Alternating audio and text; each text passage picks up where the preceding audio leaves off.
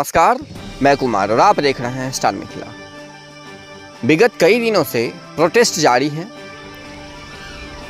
कुछ उपद्रवी किस्म के लोग ट्रेनों को टारगेट बना रहे हैं, ट्रेनों में आगजनी कर रहे हैं, ट्रेनों को आग लगा रहे हैं, इंजनों को तोड़फोड़ कर रहे हैं। समस्तीपुर रेल मंडल के अंतर्गत दरभंगा सहरसा रेलखंड पर भी सुपौल में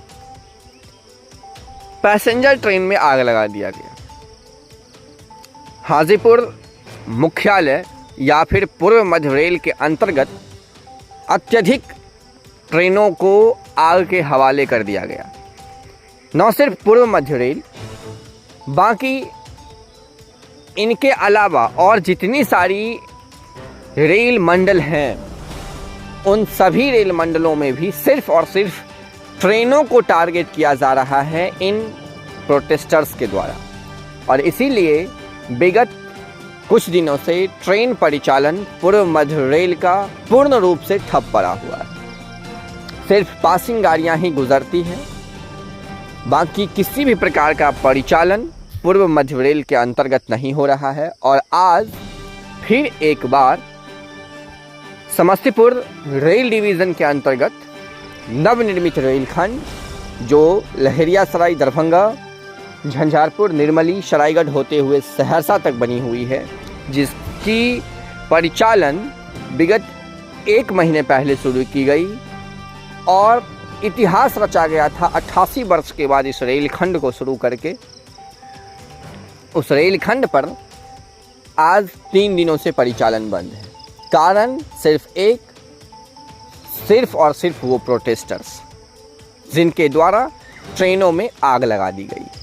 सहरसा से ललित ग्राम तक जाने वाली ट्रेन सुपौल पहुंची और सुपौल में उस ट्रेन में आग लगा दिया गया, जिसके कारण आज शायद मिथिला के लोगों को 3 दिनों से इस ट्रेन की परिचालन न होने के कारण एक भारी दिक्कतों का सामना करना पड़ रहा है।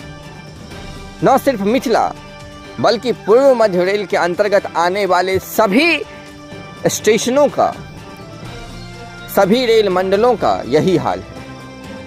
पूर्व मध्य रेल के अंतर्गत किसी भी प्रकार का ट्रेन का परिचालन नहीं हो रहा है। इससे न सिर्फ यात्रियों को बल्कि भारतीय अर्थव्यवस्था को काफ़ी बड़ी नुकसान हो रही है। हम आपको बता दें, जो दरभंगा सहरसा के बीच 3 जोड़ी डेमू स्पेशल पैसेंजर ट्रेन और 1 पैसेंजर ट्रेन झंझारपुर तक परिचालन की जा रही थी, जिसको विगत 3 दिनों से बंद किया जा रहा है। लगातार बंद है ये ट्रेन, जिसके कारण इस क्षेत्र के लोगों को काफ़ी कठिनाइयों का, दिक्कतों का सामना करना पड़ रहा है। ईस्ट सेंट्रल रेलवे के मुताबिक जब तक स्थिति सामान्य नहीं हो जाती है, तब तक पूर्व मध्य रेल के अंतर्गत पड़ने वाले सभी स्टेशनों से ट्रेनों का परिचालन शुरू नहीं हो सकता है। और इन ट्रेनों को बंद हो जाने के कारण एक बार फिर ऐसा प्रतीत हो रहा है, जो मिथिला 2 भागों में विभक्त हो गया और कोरोना टाइम में जिस प्रकार से लॉकडाउन लगा हुआ था, उसकी कहीं न कहीं एक छवि फिर मन को देखने को मिल जाती है। जुड़े रहें स्टार मिथिला से, हम बहुत जल्द अगले वीडियो के साथ हाजिर होंगे। धन्यवाद। आप देख रहे हैं स्टार मिथिला।